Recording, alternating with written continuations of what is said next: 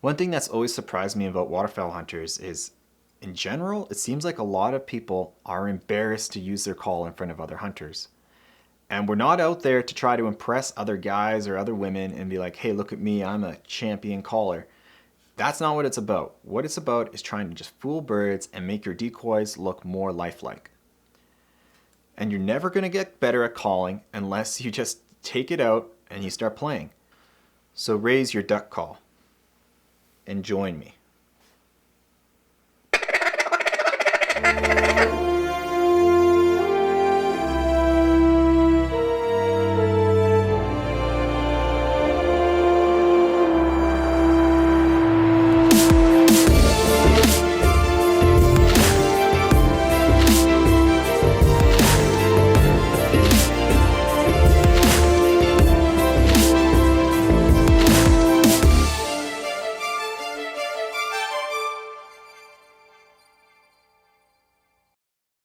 Before we begin, I want to go over a couple of misconceptions that waterfowl hunters have when they're learning how to call. Misconception number 1. Waterfowl hunters believing that waterfowl are smarter than they actually are. You see the size of this pecan? That's about the size of a duck's brain. And the portion of a duck's brain that's responsible for interpreting sounds and communicating is probably a fraction of that size. Now compare that with the size of your brain. You're telling me that you can't figure out how to call these things? You absolutely can. And I'm going to break it down into a very simple process because you only have to fool a very small brain. Misconception number 2.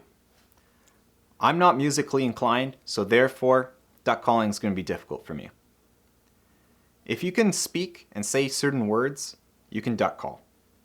It's basically what we're saying into the call is a few simple sounds. Like for example, I'm just going to say not foot, but voot. And see here, listen to this.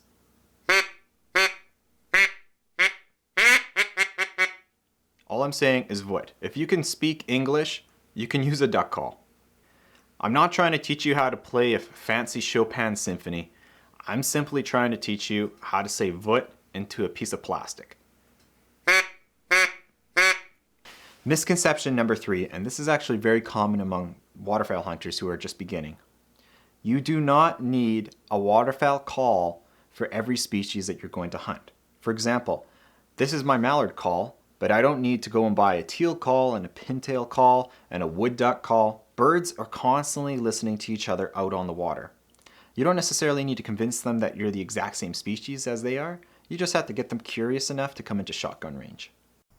There's a tendency with new hunters to blame everything on their call, being like, oh, I don't sound good because my call is not this type of call or whatnot. It's all technique.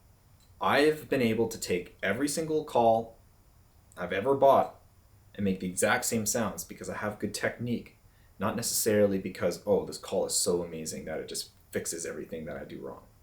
The first sound that I'm going to teach you is called the quack. The quack is the foundation of all calls, and it's basically the universal language when it comes to ducks. Thankfully, the quack is very easy. All you're going to do is say voot. Instead of foot, you're going to put a V there and just say voot. So, take the call, put it to your mouth, and just say voot. And do a hard T at the end. Voot, voot. That's the quack. So basically, you'll learn to make small changes to kind of make it sound a little bit more ducky, but that's the general sound that you need for the quack. And what's wonderful is a lot of the calls build on the quack. For example, the greeting call. So as birds are coming and approaching, this might be a sound that a bird on the water might make to birds that are up in the air. So it starts loud and then slowly decreases in intensity.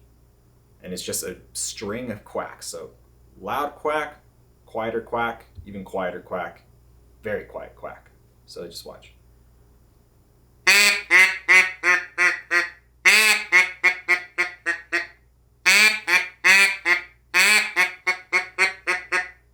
And it's just voot, voot, voot, voot, voot, voot, voot, voot, voot,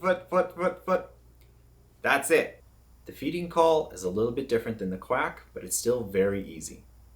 What you're going to say into the call is ticka, ticka, ticka.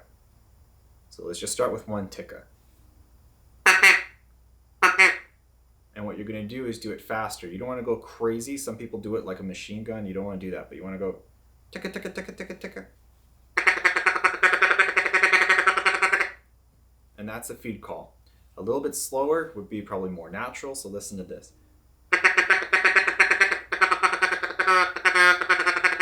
And then what you do is you can mix in some of your quacks.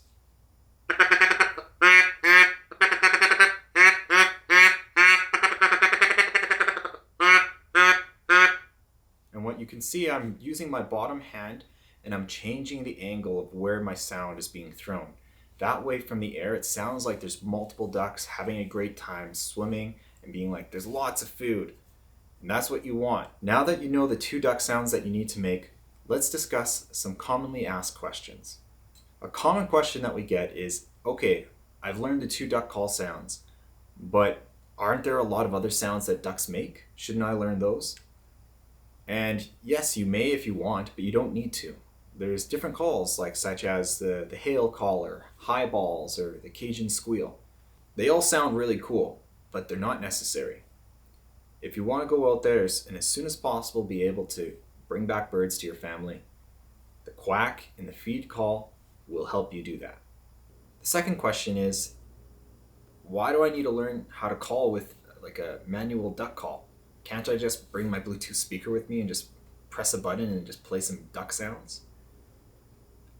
Although I agree that would be a lot easier, it's illegal in a lot of states and provinces to do that. There are exceptions, such as if you're hunting snow geese. If you're hunting snow geese, you're allowed to bring speakers and play goose sounds. But for snow geese, we're trying to reduce their population, so it's a little bit of a different story. But for dabbling ducks, in order for it to be more a fair chase, we've stuck to having just simple handheld calls and just learning the sounds you need to make. Another question might be, how many people should be calling? And I'd say that really depends on how many decoys you have out. The more decoys you have out, the more sounds you should be making. Kind of as a rule of thumb, I'd say for every dozen decoys you have out, you should try to have someone calling. Calling is a very small piece of the puzzle. There's a lot of other important things when it comes to waterfowl hunting. You can have the best calling in the world, but if you didn't do a good job scouting, if you didn't do a good job placing your decoys, if you didn't do a good job hiding, it doesn't matter. There's a lot of different schools of thought when it comes to calling. Some people call in one way and others call in another, and they all have success. So don't get too hung up saying, oh, my sound doesn't sound perfect, you know what I mean? My call needs to change in this way, or otherwise the birds aren't going to come. Just go out there, have fun, make these simple sounds, it's going to be okay, and progress from there. Keep an eye on the birds, watch what they're doing. If they're liking what you're doing, keep doing it.